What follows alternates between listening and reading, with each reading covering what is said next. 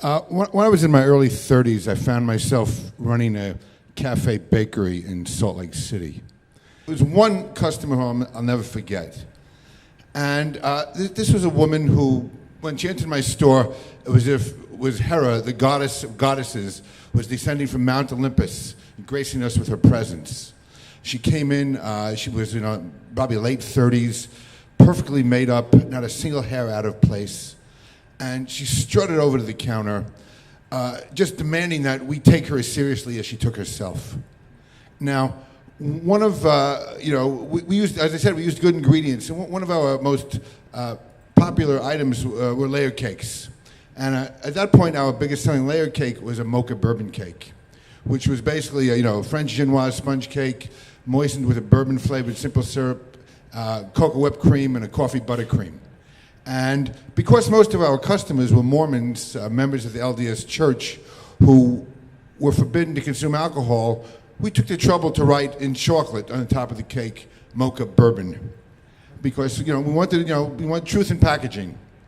And we also, when we made the simple syrup, as traditionally done in French patisserie, French cake making, most of the alcohol gets boiled off. So we felt like even if they had a cake, they wouldn't be, it's not like serving pork to a Jewish person or something like that. So we weren't misleading. So this woman comes in, again, just elegant, pretentious, snobby, snotty, good customer type. And she orders one of these cakes extra large. Now, also I have to say, the woman was not American born. I think she was from South America, but I couldn't really tell. She had a beguiling, enchanting accent. So she comes the next day, gets this, pretty large cake, mocha bourbon on it, takes it, pays us money, gets the cake and goes.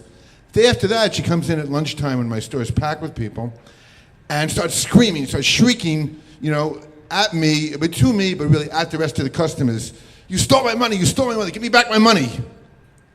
And then I see that there's a cake there, the cake was in its box, missing a few pieces. So, at this point, I made two textbook mistakes that you really shouldn't make in a retail business. The first was that I argued with the customer. And the second was that I argued with the customer in front of other customers. You just don't do that, it's bad for business. But I really felt like I had been slandered in public because, as I explained to her, she gave me good money, she got a good cake. There may have been a misunderstanding, but, and meanwhile, she's having none of this. And she came in with this little diminutive white guy who the type of person my mother would have referred to as a nebbish. Now, those of you who don't know what a nebbish is a guy who, when he comes in the room, you look around and say, who just left? And so this nebbish guy is, while the woman is ranting and raving, he's explaining to me that this woman bought the cake to serve at a reception for a Mormon bishop. And was humiliated because she didn't know what bourbon was, but the bishop knew what bourbon was.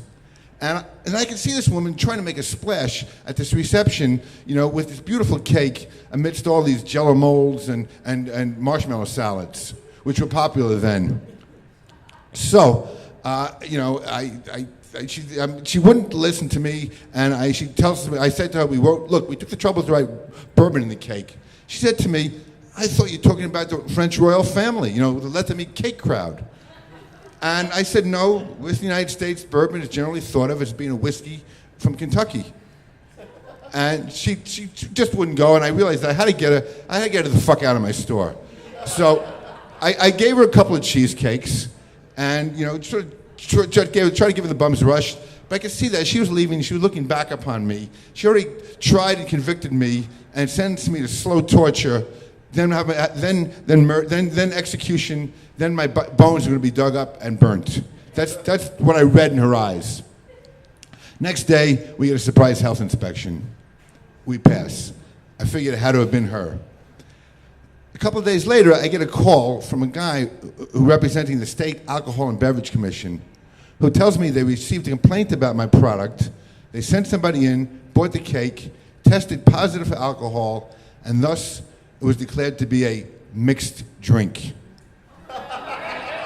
Now, this is one of these signal moments in your life when you hear this, you don't believe this. You can't make this up. So I'm thinking, all these cascades of thoughts going through my head. Did I really experience this? And maybe this could be big. Really, that's where I was going with this.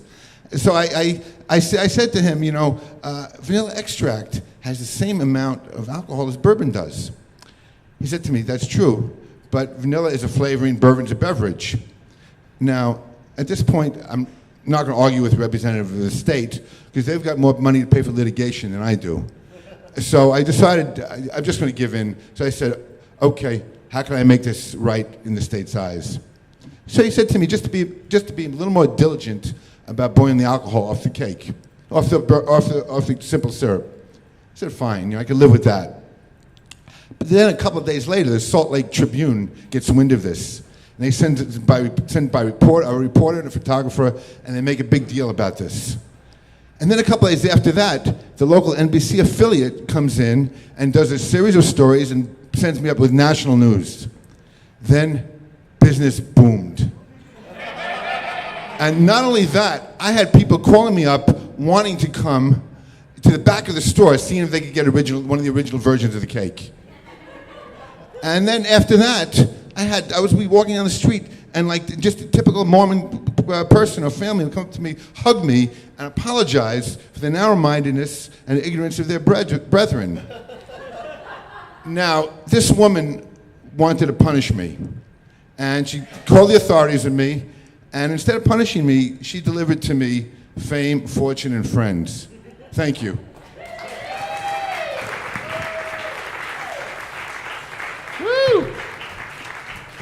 Stuart Jacobson, ladies and gentlemen.